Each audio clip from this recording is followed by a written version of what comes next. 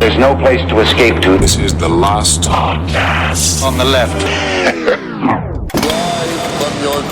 That's when the cannibalism started. What was that?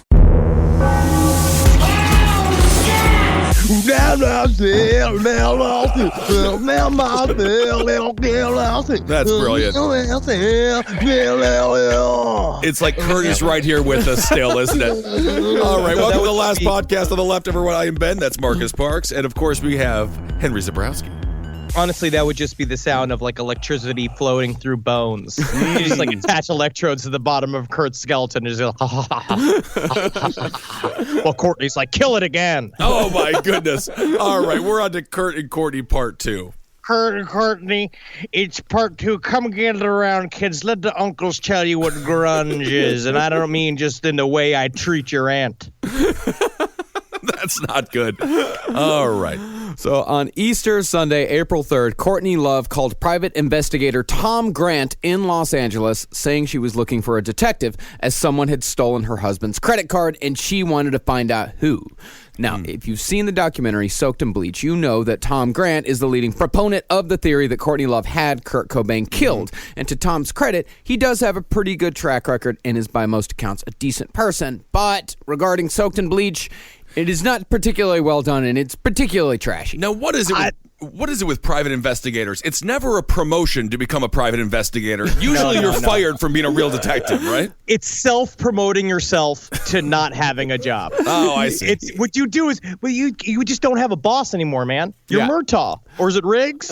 You're Murtaugh and Riggs. Well, apparently Tom Grant left the LAPD on very good terms. He just decided he wanted to be a PD from then on. All right.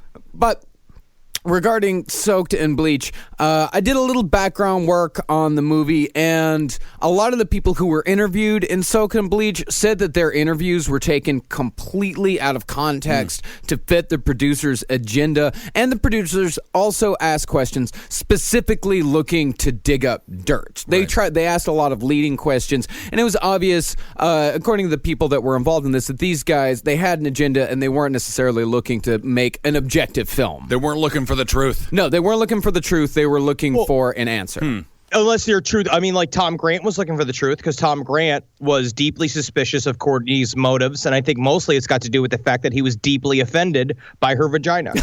That is very possible. Well, that's what I was going to say. Is that, while the movie does make a lot of mistakes and is not all that great on its own, it doesn't necessarily discount Tom Grant's assertions. And at the very least, you can say that Tom Grant, he truly does believe the theories that he's putting forth. And I don't think this guy's in it for financial gain. And when he says that he's in it to prevent more copycat suicides, or at least to get justice for the estimated 68 copycat suicides that happened in Cobain's wake, I believe him. I think at the very least, Tom Grant's heart is in the right place. And that was also a problem with the media, the narrative of the media regarding Kurt Cobain's suicide. They glorified it far too much. It's similar to how the media glorified the Columbine killers, Dylan, there, and it wasn't good the way they covered it. Yeah.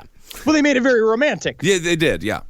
So when Tom Grant showed up at Courtney Love's hotel room in Los Angeles, she suddenly changed her story and said, actually, I don't care about the credit card. My husband escaped from rehab here in L.A., and I want you to find him. And Courtney said he might have gone back to Seattle, but he might also still be in L.A., but he might have also gone to Atlanta to record some music with Michael Stipe, lead singer of R.E.M. Can you imagine Escape from Rehab as a movie with Kurt Cobain just strung out, just trying to escape from rehab? 2 hours of him trying to put on his button fly jeans, like rolling, being like, I need a cigarette first. Oh, man, look at this new Far Side comic. That's fucking hilarious, man. Oh, man, Garfield's on. Garfield's so much better than Heathcliff. Escape from Rehab, coming this summer. All he did was he just jumped over a 6-foot brick wall on the smoking patio. It's pretty simple. Yeah. And while on heroin, he thinks he's Snake Plissken jumping over in a motorcycle. But again, it's just him Mr. Beaning his way up over the top of the wall. What if Mr. Bean was on heroin? The whole time? He was quite confused, quite a bit. He was. But he did have some wonderful ideas. Remember when he went home with the chair on top of his car and he steered the car with the ropes? I hate Mr. Bean. I love Mr. Bean. Rowan Atkinson's hilarious. God, I love Mr. Bean. Anyway. I hate him. I have no idea how we're Execute him. talking about If Mr. I Bean was right to say now. execute him. Can we get back to Kurt and Courtney Love, please? Well, concerning Kurt's location, what Courtney didn't tell Grant was that she actually knew he was in Seattle. The day before she called in Tom Grant, Kurt was seen by Michael DeWitt, a.k.a. Callie, who was Kurt and Courtney's live-in nanny and who also just happened to be Courtney's ex-boyfriend.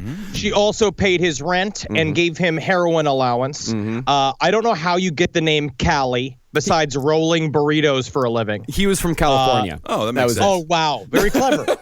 I want to be the Wisco kid. That's kind of fun because I'm from Wisconsin.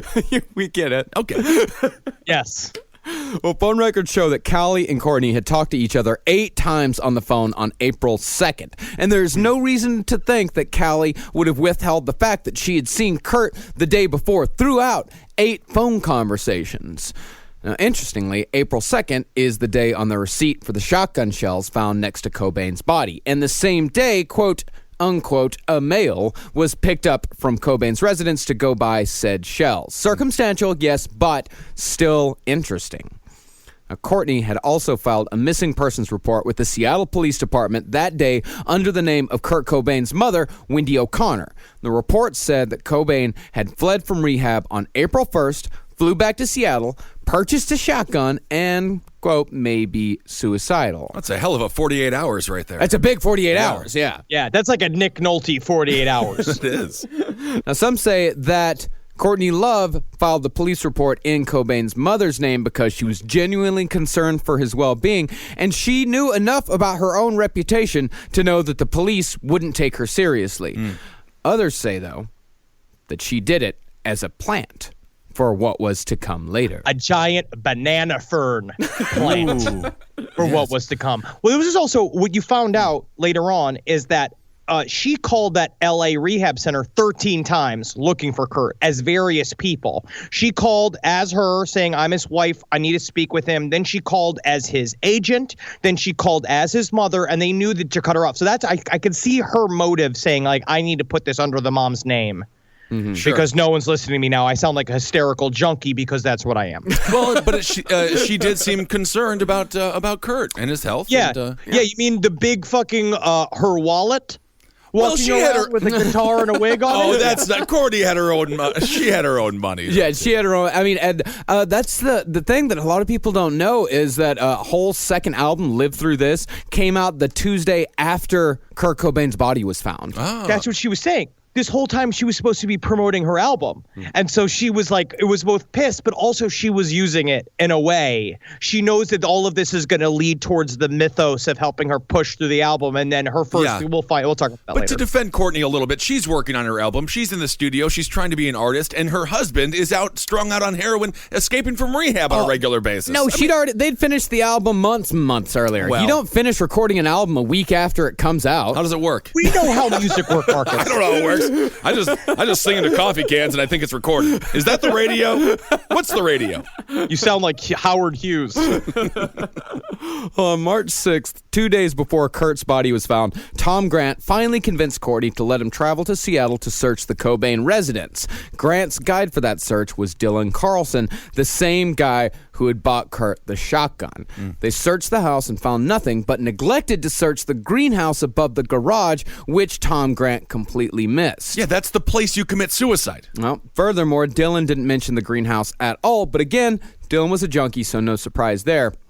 And some people say that, as your tone indicates, this is proof of Tom Grant's incompetence.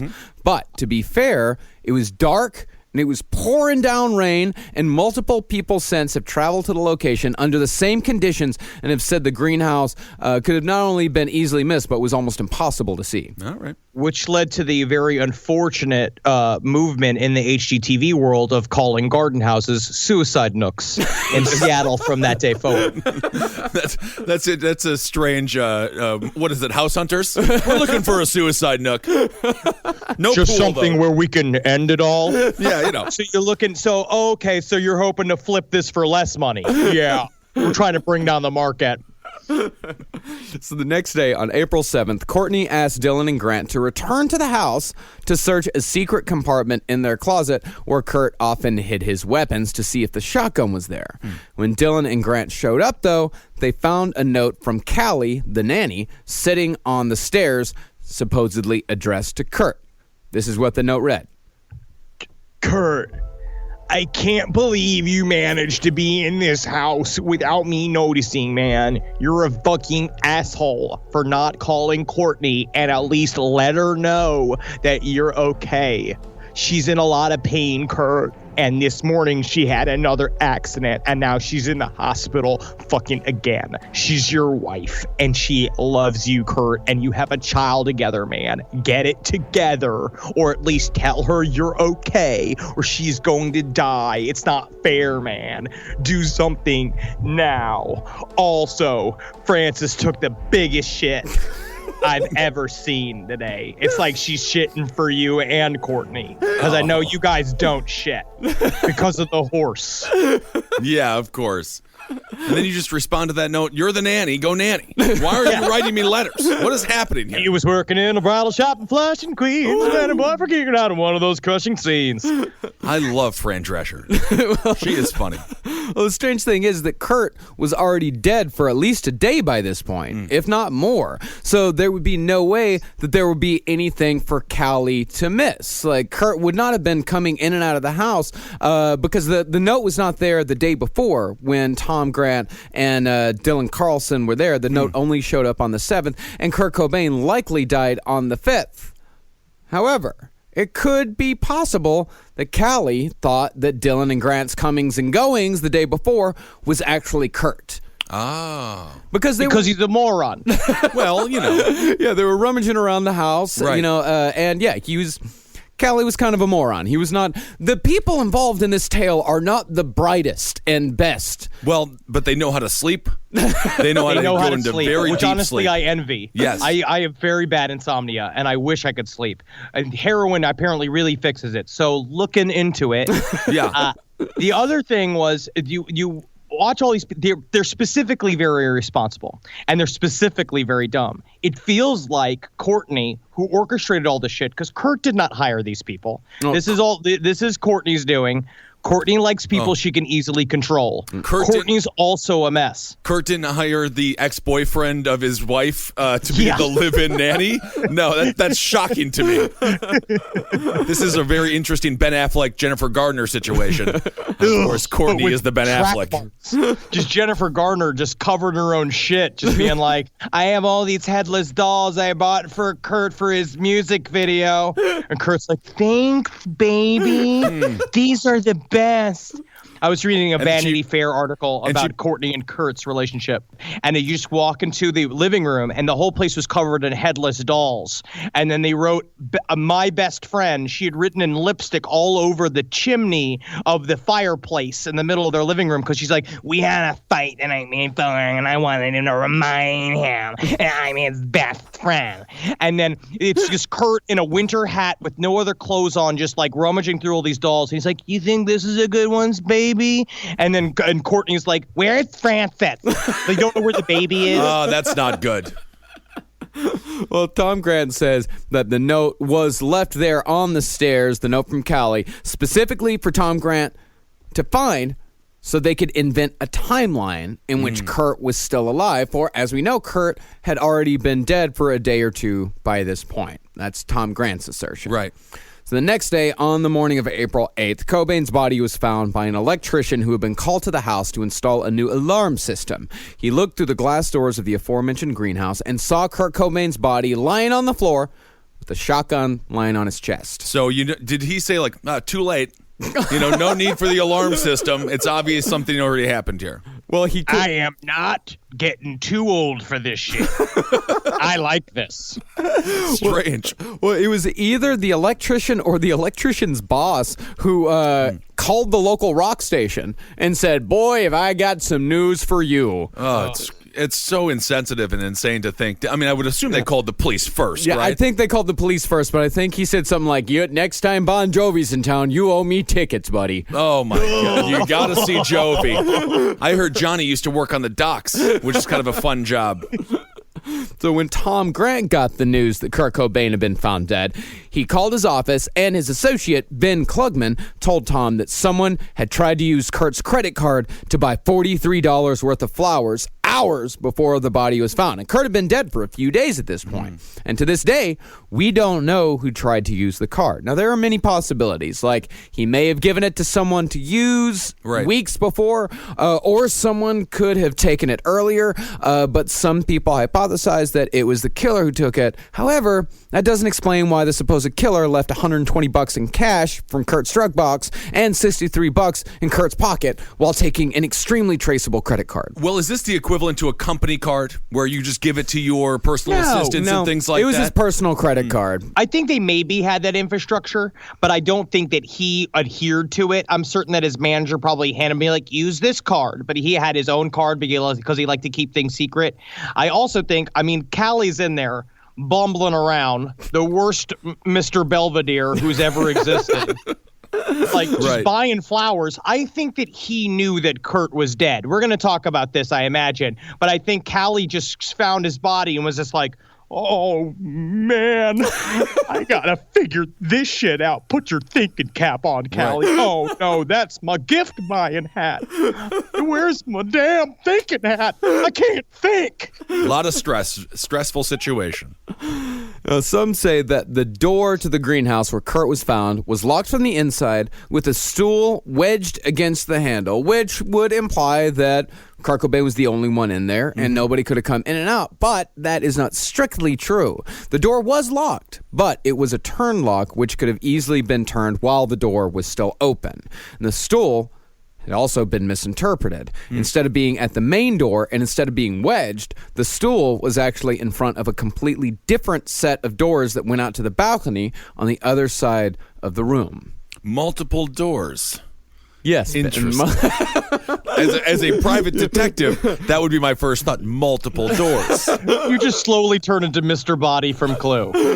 Just immediately. You know what it is? I was thinking too. Is if you've, but you know what? The stool. You ever seen a picture of the stool? It's an art stool. Like, it's a piece of art. Like, it's not even a real stool. It had many legs coming out of it. And I believe it said on the top of it, now you've got a leg underneath you. And it's some very strange joke stool. I don't like jokey stools. Be a stool. Support me, stool. Next thing you know, it's going to pull itself out from underneath me and laugh at me when I fall on the floor. I can't deal with these jokester stools. And then there's the driver's license. Uh-oh. It was reported that Kurt had left his driver's license next to his body to help with the identification, but it was actually taken out of his wallet by police and left there to aid the investigation, just to move things along a little bit faster. Forensic-wise, no legible fingerprints were found on the shotgun or the box containing the shotgun shells that were used, suggesting they might have been wiped down. But this is easily explained, according to forensic expert Corinne, who helped out a lot on this. Well, thank you. Yeah, now I'm in studio, and I'm just so happy to be of help to the boys. I got so much bullet gel. It's all over me. She said that the humidity of the greenhouse was most likely the reason why prints didn't show up.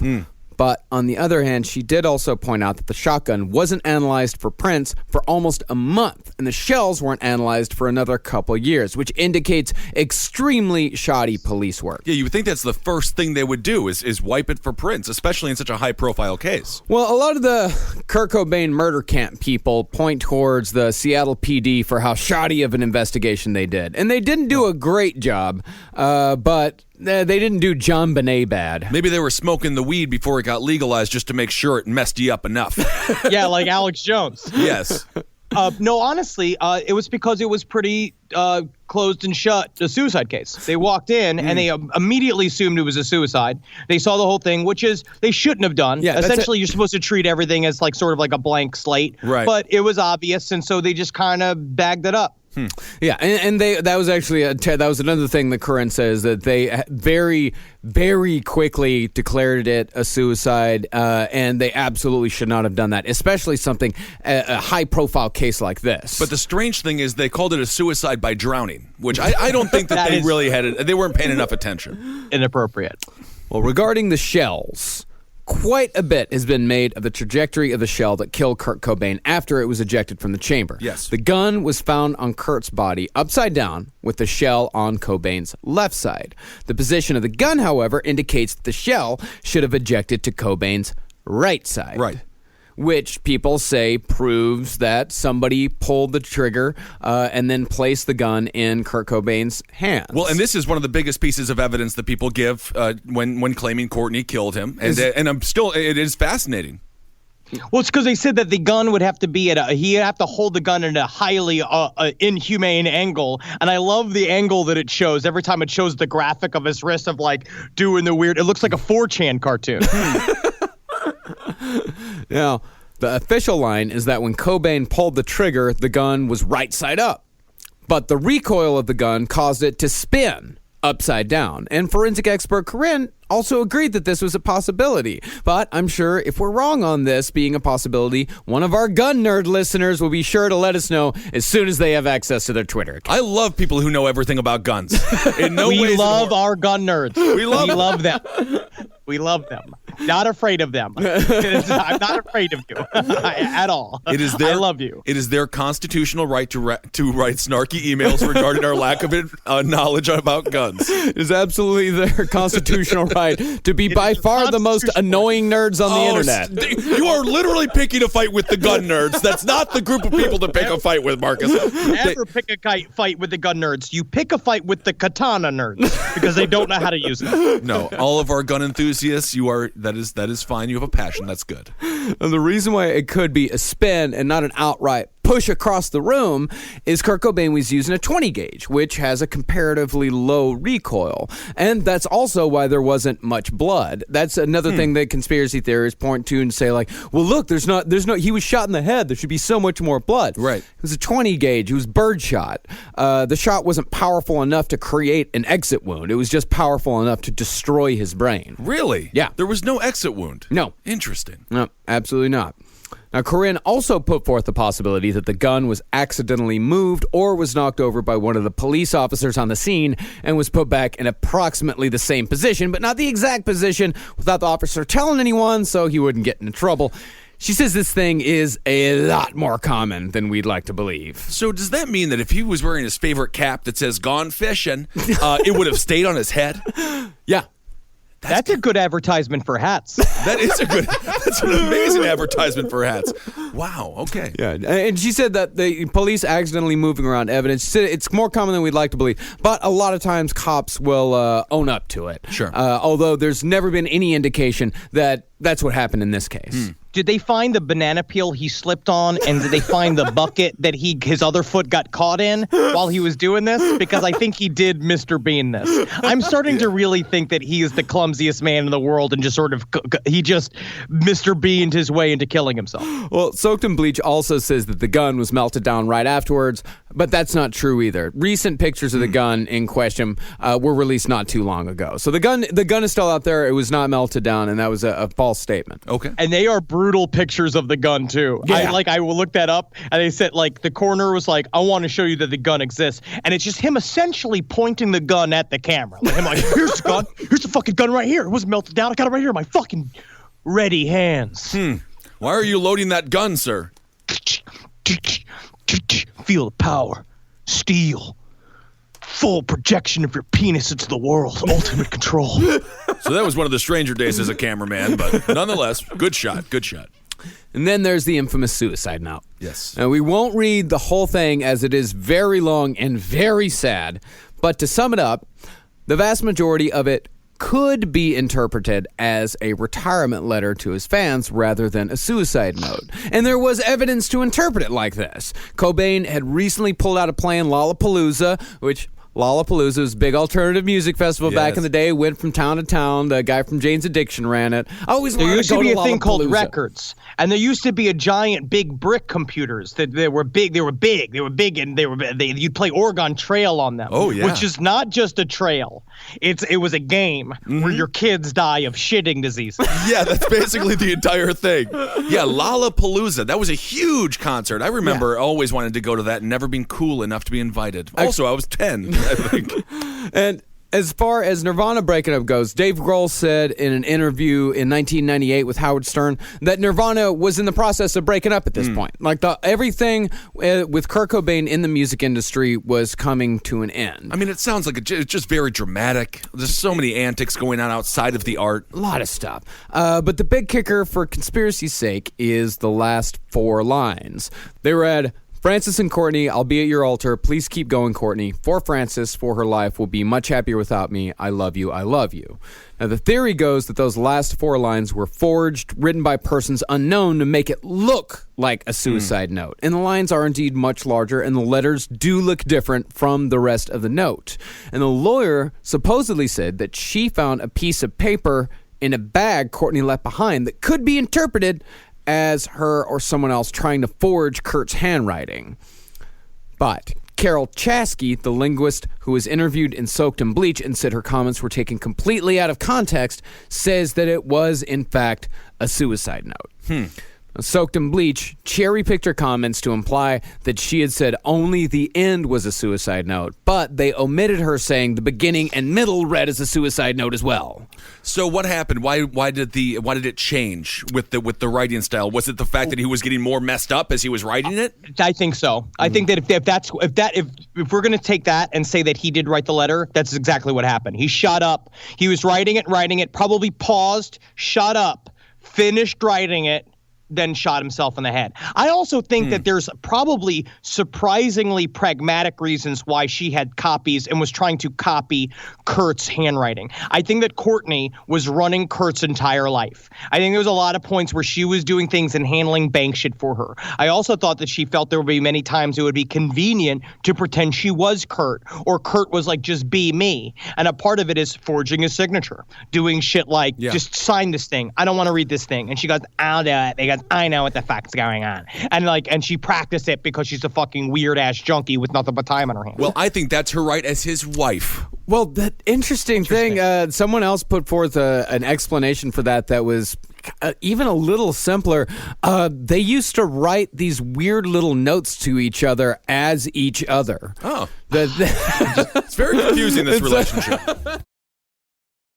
Well, this woman, Carol Chasky, she said that the note has a lot of hallmarks of a suicide note, including burdensomeness of self, a sense of an unbearable situation, and relationship loss. And if you read the text instead of looking at the note, and it's pretty goddamn heart-wrenching. The text, if you just read black and white text, don't look at the actual note itself, just read what it actually says. You're like, okay, this is a suicide note. Right. And the text was run through a program called SNARE, which stands for Suicide Note Assessment Review, and it determined that, yes, it was indeed a suicide note, although the accuracy of the program was pegged at 80%. So it went through a computer to figure out if this person was emotionally unstable and suicidal? Apparently, these people came up with a computer program to assess suicide notes. SNARE! Wait. SNARE! Because you want it to sound like a trap when someone's really sad. Right. Also, wait till Siri can decide you're suicidal by your seamless orders. It's going to happen. But Unsolved Mysteries, who I will defend till my dying day. Wow. Unsolved Mysteries is well respected, and it led to the arrest of many criminals, and it solved a lot of mysteries. Well, Robert Stack is the best police officer of all time. They solved themselves out of a TV show. There's no more Unsolved Mysteries, apparently, because Unsolved Mysteries solved them all. Well, Unsolved Mysteries. They did an episode on the supposed murder, the murder theory, and their two handwriting analysts found that the last 4 lines were written by a different person. They compared the note to handwritten lyrics and said there were more than a dozen discrepancies. But it could be the reason, like we said, why the last 4 lines were much bigger and in a different style, a little shakier, not so eloquent. It's because there was a massive amount of drugs in Cobain's system, which brings us to the heroin. Yes. Yay! Should I not yay heroin? Ooh. we can boo heroin. Yeah. Ooh. Boo. Get out. You're out of here, heroin. Go, get out. Get out. Well, wait a second. I'm so relaxing. Don't you just want a little tippity top off of that little bit you had earlier? Just a little bit. No, heroin. You don't talk to me like that anymore. I'm done with you. You're going to be able to wear dirty pajamas all day, and you'll make love to the worst people in the world. If you can even get it up. That is the sound of heroin. Now, the heroin is by far the most contested and the hardest to understand of all the forensic evidence involving the Cobain case. I spent more on the heroin than I did on anything else in the research for this episode, trying to understand this shit. Now, many people point to it as the definitive proof that Cobain did not die by his own hand because, as they say, it would be impossible. Right. A confidential autopsy report obtained by the Seattle Post-Intelligencer revealed that Kurt Cobain's blood contained 1.52 milliliters per liter of morphine at the time of his death, 75 times greater than the fatal dose of a normal person and 3 times greater than that of an addict of Cobain's caliber, or at least that's what Tom Grant and some of the medical professionals he's consulted with say. Tom Grant maintains that it would have been impossible for Kurt Cobain to have taken this high of a dosage, rolled down his sleeve, neatly put away his kit, picked up a shotgun, and pulled the trigger. They say that at the very least, unconsciousness, if not outright death, would have been almost instantaneous, far too quickly for Kurt Cobain to even take the needle out of his arm, much less put everything away. Now, there have been a few attempts to debunk the heroin claim. The first was Nick Broomfield, who was the documentarian who also made the Eileen Wuornos documentaries. In his film, Kurt and Courtney, Broomfield cited a study in which a man was given more heroin than Cobain had in his system and was still able to stand on one leg, and that was good enough for Broomfield. Sure. Problem with that is that the study was done with morphine, not full-on heroin, and the dosage was ingested, not intravenously shot, so that debunk fails. So did that guy just die? Yeah, what happened to that strange... Was he just a college student who was like, I volunteer for the study, and they're like, here's a bunch of morphine, stand on one foot. He was Oh, man, I stand on one foot all the time. Not a problem. Oh, that actually is kind of the problem with the whole heroin thing, which we'll get into in a second. There's not a whole lot of studies done on it. It's very difficult to do as a doctor. Just to force people to have heroin running through their veins to see if they die or not. Another debunk attempt is based on a 1999 Swedish study in which heroin users were allowed to take as much heroin as they wanted and were reported to have much more heroin in their system than Cobain had in his. Sven, come closer. Here's a study. We can do as much heroin as we want. Oh, yeah, that sounds like a good idea, Sven. My name's Sven. Your name's Sven. I am also Sven. Oh, let's be ghosts. Oh, that sounds like a fun study. But the people who cite this study are misinterpreting the data. The dosage that the patients received that was much higher than Cobain's was a mean average, meaning they took that dose over the course of 3 treatments throughout the day. You trying to do professor stuff right now? you trying to make me feel like I'm back in college? Well, I mean, You fucking better than me? You want to be taking notes? Well, yeah, I mean, what it actually is they gave these heroin addicts, I think it was 474 milligrams throughout the day, where Kurt Cobain had like 225 milligrams. But the difference was that those other guys, they were taking 425 in 3 different doses throughout the day. That was their average throughout the day. Kurt Cobain took his, which was less than that, but he took it all in one shot. It's essentially the difference between chugging a bottle of whiskey in 5 minutes versus drinking that same bottle over the course of a day. Sure. Neither is good, but there is a difference. Well, one makes you cool, and one makes you my dad. Yeah, one makes you John Belushi from Animal House. The other one just makes you a former cop.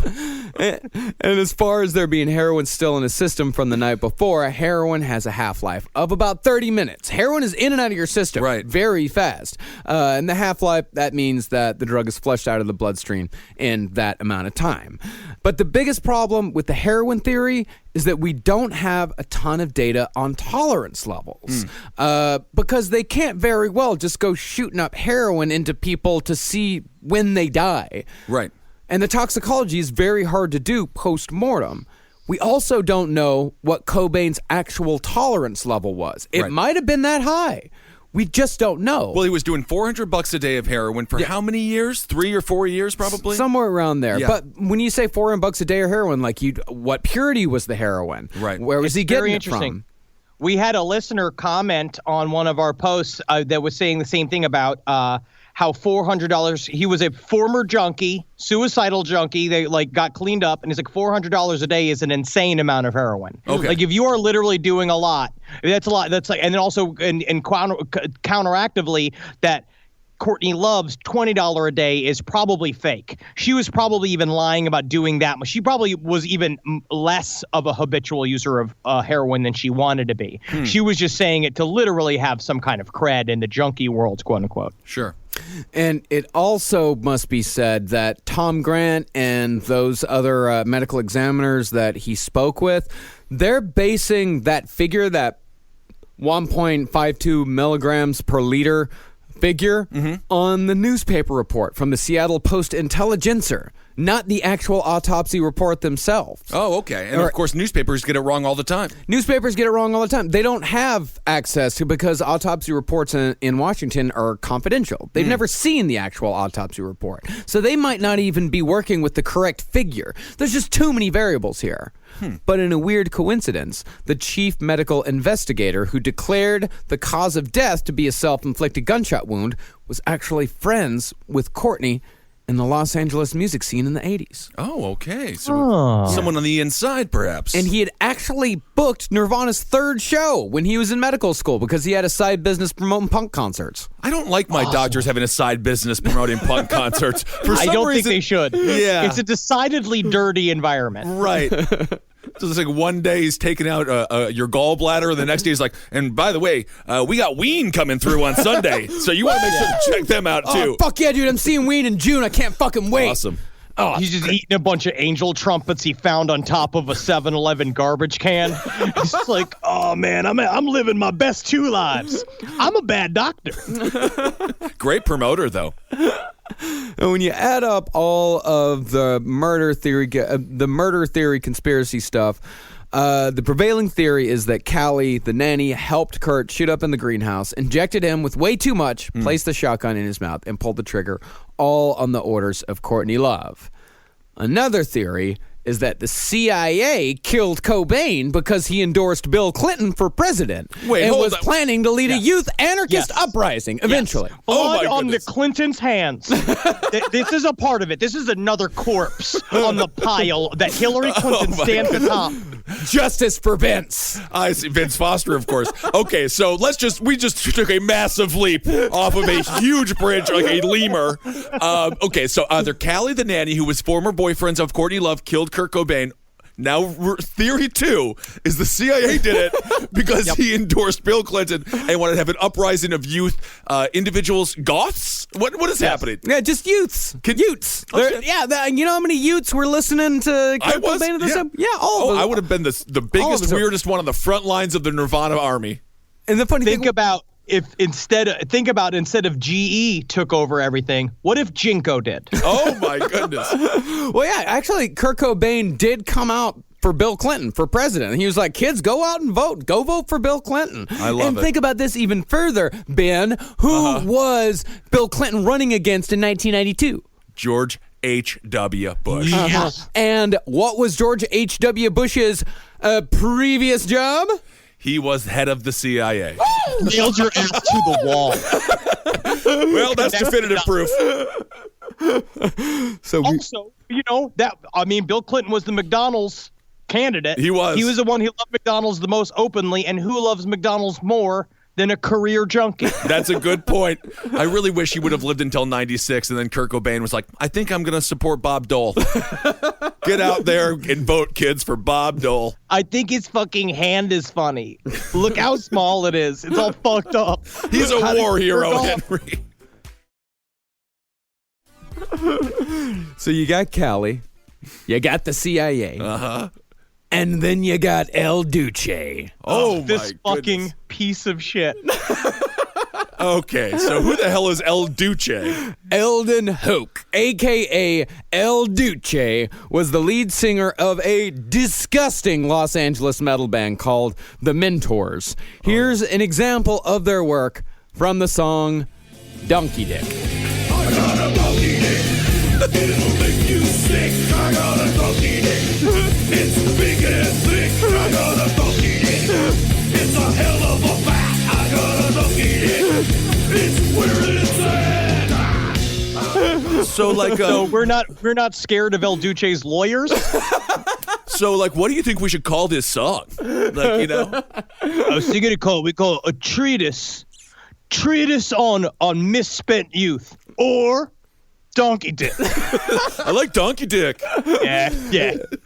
Actually, the Mentors, they were brought up by Tipper Gore during our whole scandal. You know, when Tipper Gore Yes. came up and said that all music was evil and they needed to have the parental advisory, Yes. they brought up the Mentor song Golden Showers, which you know what that's about. Oh, hilarious. And the parental advisory did so much good for music because you had to get it. If it didn't have the parental advisory on it, it was trash. You had to get it. Oh, man. We knew what was good. It was like a label for what was great. Yeah. Exactly. It was the dumbest idea, and it worked exactly in the opposite. But you know what? Goddamn, I thank him for it. Oh, absolutely. I love a good parental advisory CD.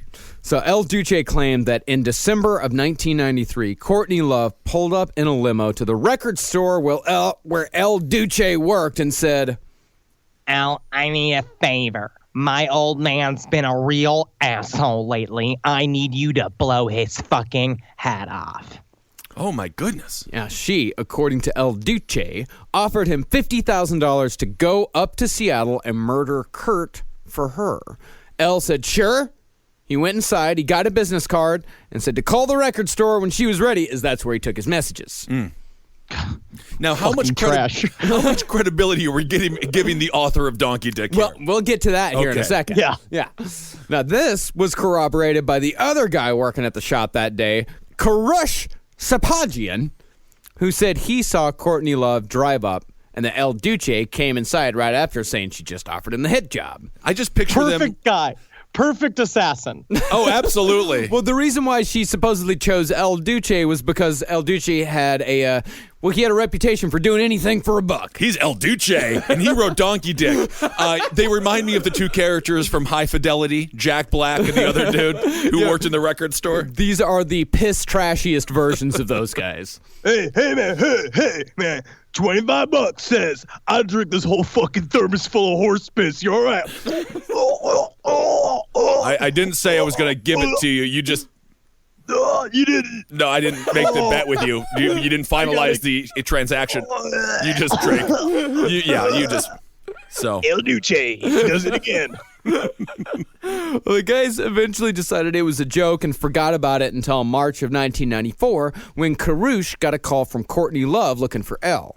But El was out on tour with the Mentors at the time, so he didn't get the job. Now, all this sounds pretty goddamn stupid. Right. But on March 6, 1996, Tom Grant claims El Duce underwent and passed a lie detector test administered by Dr. Edward Gelb, the top polygraph examiner in the U.S. at the time. Gelb was the same guy who performed the infamous lie detector test O.J. Simpson took and failed a couple days after Nicole was murdered. El Duce's a very good liar. He's a creative. You can't trust him. Technically, we're all creatives as well. I never wrote Donkey Dick. I would never have the creativity to write a song with such brilliance and poetic genius. The most fucking crazy part about Donkey Dick is that my penis itself It's only about 2 inches long.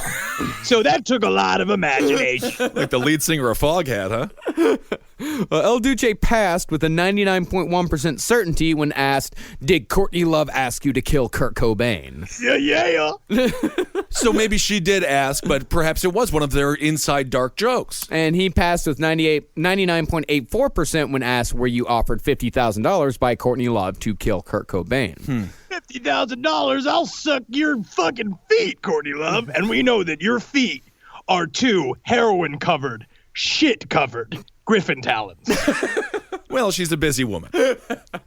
Now, lie detector tests, of course, aren't foolproof, but it is interesting nonetheless that he would be able to pass with such flying colors. And the other guy, Karush, he took a polygraph too, but he kept nodding off during the test, so his results were old and inconclusive. He fell asleep during the polygraph? Well, he was a junkie. He nodded off. So if you are on heroin, and I'm just asking a question because your senses are low and everything is even keel, would that help you pass the test? Because if you're like, if you lie or if you tell the truth, it doesn't matter. Your emotions aren't there. You know what? I have no idea. Good question, then. Thank you.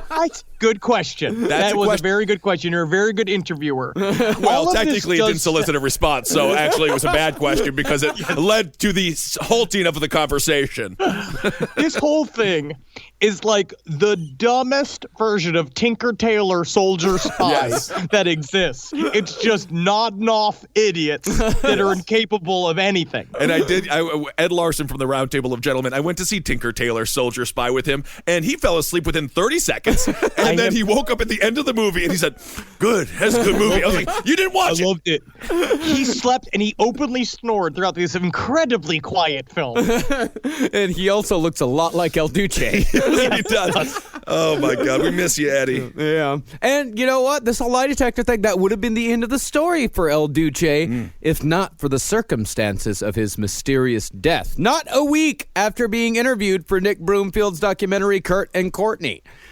In that interview, El Duce, visibly intoxicated, confirmed the story and then went on to say he knew who killed Kurt. He then let something slip. Here's that interview. But did she tell you how she wanted you to pop she him? says blow his fucking head off. I got the shotgun.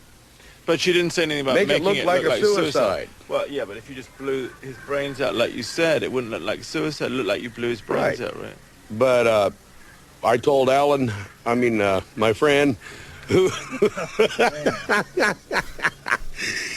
I'll let the FBI catch him. But that's just the way it's done. End of story. Hey, 50 grand does a lot of talking. You buy me a beer, I might do some more talking.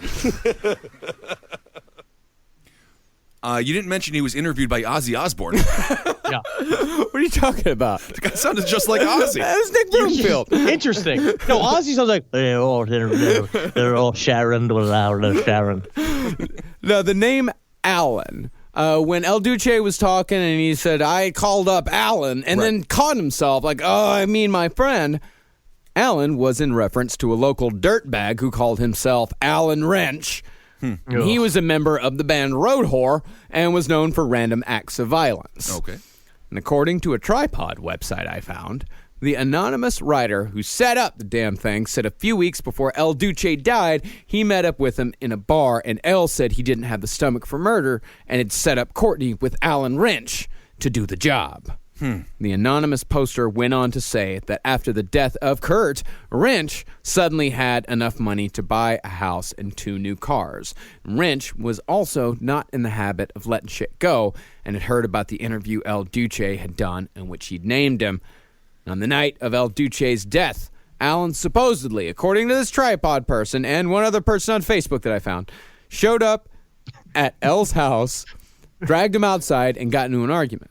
The two then left together, and later that night, Duce was struck and killed by a fast-moving train, and he was silenced forever. You know you are a near professional scumbag if you die getting hit by a train. They are easy to avoid. Well, they Just come at you don't go fast. to the tracks. If you don't want to get killed on a train, you don't go to the tracks. You also ignore the Right. for minutes. Well, that's why he was probably killed by Alan Rich. I hear that this is one of them ghost trains, El Duce. And then if you just look at the train long enough, it passes right through you. Are you fucking with me, Alan Rich? Is that your real name? Absolutely. I was born Alan Theodore Roosevelt Rent. So, in the end, while there is compelling evidence on both sides, if I had to choose, my first instinct now, after doing all this research, that, yeah, he probably committed suicide. Okay. It was a murder. But I will say that I started this journey believing that Kurt Cobain had been murdered. But I don't think that it had to do much with my feelings towards Courtney Love, which I have been accused of. I do and always will think she's a terrible person, yes, but I think it had a lot more to do with the fact that I wanted it to just be a murder rather than being a suicide. Because I think suicide. I think it's easier to understand murder. Murder just somehow makes a lot more sense. And there's someone to punish with a murder. There's the possibility of justice with murder. And because someone you love has been taken away from you. And fucking somebody's got to pay for it. But with Kurt Cobain, there's no one to blame. And it was a massive disservice to just the young generation, as you said earlier, with the 68 copycat suicides and stuff like that. It would have been much better had he not committed suicide. But it is interesting. Why did these stories even come about then with El Duce and Alan? If none of them are true, why did they even exist? Because everybody's a junkie shithead in the story, and it's what we talked about the last time, is that Kurt Cobain was a famous person, so everyone views him as just a big pile of currency. Everyone wants to be a part of the story, a part of the legend. His suicide basically completed the grunge idea of a superstar that was too sensitive to handle. It was in the storyline. It fit perfectly. Everybody wanted to be a part of it, especially scumbags like El Duce and shit who just show up and act like they're a part of the story, right? Because it gives them cred. Sure, and we didn't even talk about the curse of 27 and all those sorts of things, but it's very interesting. I think 27 is just the year that your body stops being so resilient to drugs. Could be, because I know my hangovers started getting a hell of a lot worse once I started hitting my late 20s. I really think that's part of what it is that when you're young, your body can handle that shit so much better, but when you start getting older, your body just stops putting up with that shit, and a lot of times people end up dying. Well, I have my own theory of who killed Kurt Cobain, and I'm going to say it was the music industry. Thank you very much. Also, we didn't even bring up Richard Lee, who tried to bring up all of this shit back into the forefront. He was really investigating the murder because he's a piece of shit. Well, Richard Lee actually started a public television access show, I think a week after Kurt Cobain died, and saying that who killed Kurt Cobain? Someone killed Kurt Cobain. Right. He was among the first people to just couldn't accept it. Just couldn't accept that it was a suicide. And I think that's the thing is that I think it is among like super hardcore Nirvana fans, the whole, especially the more conspiracy minded like us. The murder thing makes a lot more sense. But the weird thing was that I actually found that after I had looked at all this stuff and eventually said like, okay, accepted it. It is a suicide. I actually found myself enjoying Nirvana more. I found it to be like a little bit more peaceful to listen to. There wasn't a lot of the anger that I was carrying around with it when I was listening to it before and be like, he was fucking murdered, man. He was murdered. I heard the CIA killed him. That's what I heard. Hey, man, never cross the Clintons. Yeah. I never will. Well, it's like in the end, like Kurt Cobain is like, he's just a guy who needed help and didn't get it. And unfortunately, like his suicide, it spawned, like you said, 68 copycat suicides, but we also know that suicide's extremely complicated. Those 68 people weren't getting the help they needed either. So, we just gotta say, as always, when we talk about shit like that, if you feel like you might hurt yourself, please fucking tell somebody. Don't be afraid to reach out for help. And don't do it, please. The great thing about the community that is created because of everyone that listens and this whole family that we have together is there is accepting, wonderful, loving people who will help you through your more difficult things. And don't be ashamed about talking about it either, because everyone has their own issues that they have to deal with, and it's not embarrassing. It is just what it is, and it's life, and it's normal. Yeah. We all need help. I got a therapist. I talk to that woman all the time. I mean, I pay her to speak to me. Right. But I think that's fine. It's fine because now she has to speak to me, and it's great. Absolutely. Yeah. And if you want to know more about kind of that, talking about stuff like this, depression, anxiety, paranoia, things like that, go listen to Sex and the Human Activities. It's a show I do with Henry's sister Jackie where we talk about our whole mental health fucking problems and all that. There it is. All right. Yeah, because we're shitheads and I can't fix your problems. No, you can't fix your own problems. Yeah, and you can. And I'm not going to fix your problems either. You can only fix your own problems. That's right. I'm sitting in a sound tent. That's all I know. I am covered in sweat. Right. My tits are so wet right now. Oh, no one wants to hear that. Good God. All right, well, that's Kurt and Courtney part 2. Again, I think, Courtney's an interesting character without a doubt. I don't think she's as bad as people make her out to be. Also, I don't believe that she's, well, no one really makes her out to be good at all. So but I think she's better. Some people actually do revere her quite a bit. Well, she did do some good things with her. She's I think, Courtney Love is not a murderer. No. But she's not a fucking good person either. She was amazing, though, in The People versus Larry Flint she played a strung-out heroin addict. So maybe she had some, method acted with that. But she was very good in that film. She was fantastic in that. And like I said, I fucking love Live Through This. Like, that album is awesome. And I will also dispel the rumor. She did write, Hole did write Live Through This. Kurt Cobain did not write those songs. All right. Because there is evidence of them playing those songs, like earlier versions of those songs before Kurt and Courtney ever met. So dispel that rumor. Courtney Love's a good musician. Okay. Fucking accept it. When just a bad person. When she's sober, yes. All right. And I also want to say special thanks to Corinne and April for their help on this, and they were a super big help. Very nice. Mm-hmm. And awesome. What is it, Christina, the psychology expert? Yeah. She sent me an email today, and she said I have no mental problems at all. I swear to God, I got an email. I could go pull it up on my phone. I want to see that printed out, and then I want to see her signature on it, and her standing next to a printed out version of it with her signature on it. Well, that's what it said at the end. She said I've been made resilient through experience. So give me my phone. I will read you the email right now. I don't think you're lying. I think you got that you're treating email. me like I'm lying. I know. I'm going to show you. I guarantee you. You're lying. I guarantee you that you got that email. I just don't know if I agree with the diagnosis. She is a psychology expert. She also hasn't known you for 7 years. No, you're a numbskull. That's what I'm going with. Good God. Thanks so much for listening, everybody. Very insightful, wonderful conversation, and we learned a lot. Yeah, we actually did. Yeah. Thank you very much for listening, and thanks to everybody who is given to our Patreon. Yes. Patreon.com/Last Podcast. On the left is where you can go if you feel like we deserve a little bit of monetary compensation for what we do. Of course, if you give just $1 or more, then you get early access to tickets for all of our future live shows.